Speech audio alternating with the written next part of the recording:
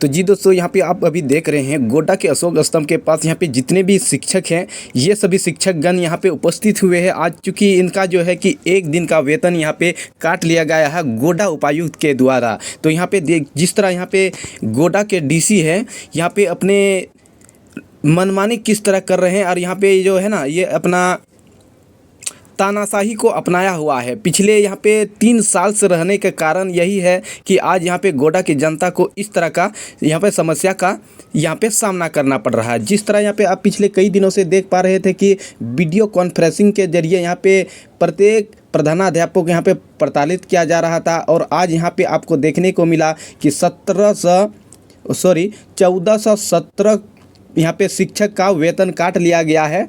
और इनका स्पष्ट रूप से कहना है कि अगर कोई गलतियाँ थी तो आप हमको सूचित करना चाहिए, आप इस तरह बेवजह कैसे काट सकते हैं। तो आज यहाँ पे देख सकते हैं किस तरह का यहाँ पे मतलब आक्रोशित हैं सभी कैंडिडेट। यहाँ पे अपना मन की बात यहाँ पे भड़ासे निकाल रहे हैं। वो गोड्डा डीसी हाय हाय का नारा लगा रहे हैं। पिछले दिनों यहाँ पे चौकीदार कैंडिडेट भी गोड्डा डीसी हाय हाय का नारा लगा रहे थे। आज यहाँ पे शिक्षकगण लगा रहे हैं गोड्डा डीसी हाय हाय का। तो चलो आप लोग को मिलाते हैं। मन करना चाहता हूँ, मीडिया वाले को जोहार बोलना चाहता हूँ। गोड्डा का डीसी तानाशाही रवैया को अपना रहा है। गैर संवैधानिक कार्यों को सेवा संहिता के विरोध में ये अपने वक्तव्य को कारनामे कर रहे हैं। पहला फेज में एसएमएस नहीं करने वाले 1417 प्रधानाध्यापक को, हेड मास्टर को इन्होंने एक दिन का वेतन लंबित कर दिया गया। सेवा संहिता 4 शिक्षकों को निलंबित कर दिया गया। सेवा संहिता कहती है कि पहले उसको शो काउच पूछा जाएगा, उसके बाद शो काउच के जवाब देने पर निलंबन की प्रक्रिया शुरू होगी या प्रपत्र गौ गठित होगा।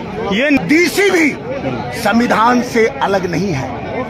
भारत के नागरिकों में पद पर रहते हुए केवल 2 आदमी ही अरेस्ट नहीं हो सकते हैं, वो भारत के राष्ट्रपति और राज्यों के राज्यपाल हैं। समान कानून डीसी पर भी लागू है, शिक्षकों पर भी लागू है। उसको संवैधानिक ज्ञान का अभाव है। उस अभाव के कारण ने उन्होंने एनजीओ से मिल करके वीडियो कॉन्फ्रेंसिंग के द्वारा माहिर मास्टरों को प्रचारित करने का काम किया।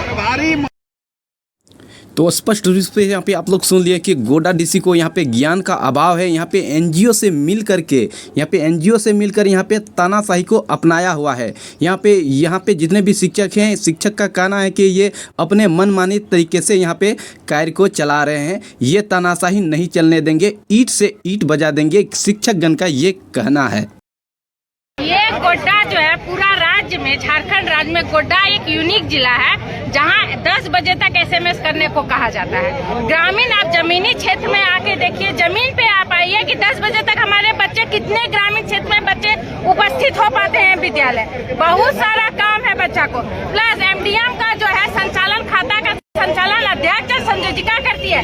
सारे प्रभारी है यहाँ, कोई प्रमोशन नहीं दिया गया किसी को एचएम के पद पे। प्रभारी स्कूल विद्यालय चला रहे, खाता का संचालन संयोजिका अध्यक्ष करती है। वहाँ कोई भी डिमेरिट होता है तो शिक्षक को दंडित किया जाता है, और दंडित भी क्या, वेतन स्थगित। वेतन सिर्फ हमारा नहीं है, हमारे बाल बच्चों का भी है, वहाँ भी प्रभावित होता है। उनकी शिक्षा प्रभावित होती है, उनका पोषण, उसको हम क्या अपना बच्चा को नहीं देखेंगे क्या? हमारे भी तो बच्चे हैं। वेतन सिर्फ मेरा नहीं है, दंड यहाँ वही दिया जाता है, सिर्फ वेतन स्थगित। वेतन बंद करो, ठीक है, आप स्पष्टीकरण पूछे, आप उसका देखिए कि उसके साथ क्या परिस्थितियाँ नहीं है, उसके बावजूद भी आप दंडित कर रहे हैं।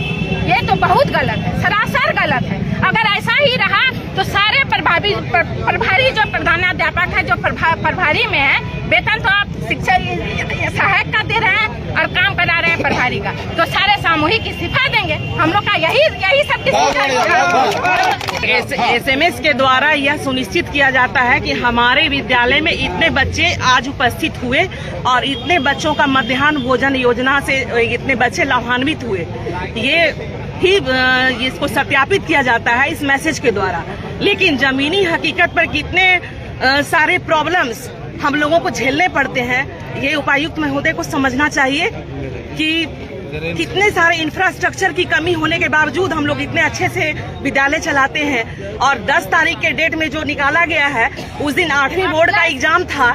हमारे स्कूल से सारे शिक्षक जो हैं वहाँ पर प्रतिनियोजित थे और मैं अकेली थी। और सारे क्लास को संचालन करने के बाद, सारी उपस्थिति लेने के बाद फिर मुझे पता चला कि नहीं, बोरिंग जो है खराब हो गया है, पानी नहीं जा रहा है। ये सब जो है प्रॉब्लम आती है। अब मैं पहले उस पर ध्यान देना जरूरी समझी, नहीं तो बच्चे मध्याह्न भोजन योजना से लाभान्वित नहीं हो पाते। लेकिन उपायुक्त महोदय को ये सारी बातें भी, ऐसे बहुत सारे प्रॉब्लम्स हैं हर स्कूल में, जिसको कि समझना होगा उपायुक्त महोदय को। ठीक है।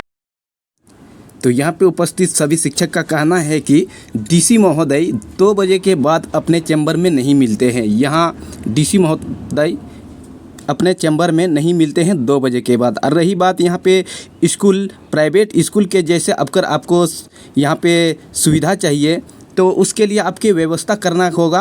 क्योंकि आप डीसी हैं तो आपको व्यवस्था करनी पड़ेगी, सारे चीज़ आप पर जिम्मेदारी है। तो यहाँ पे शिक्षक का स्पष्ट रूप से कहना है कि हमारे शिक्षक में इतने ताकत है कि यहाँ पे अगर सुविधा आप दीजिएगा तो यहाँ पे जितने भी यहाँ पे शिक्षक हैं, ये बीपीएससी और जेपीएससी क्लियर क्वालिफाई वाला यहाँ पे सभी है। तो आप एक बार सुविधा दे के दीजिए, हम यहाँ का प्राइवेट स्कूल को बंद कर देंगे।